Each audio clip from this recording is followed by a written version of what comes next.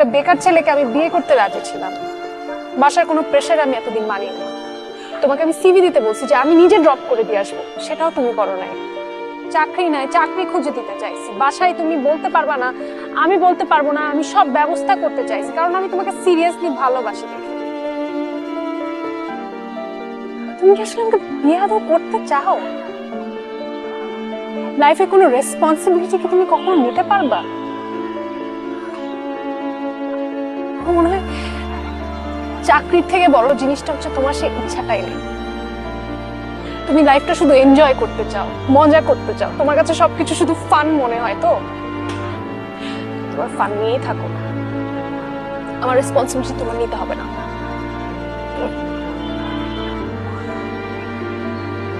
আমি তোমাকে এগুলো সবকিছু থেকে মুক্ত করে দিচ্ছি। তোমার আর আমার জন্য কেয়ার করতে হবে না, কিছুই করতে হবে না। তুমি তোমার মতো থাক।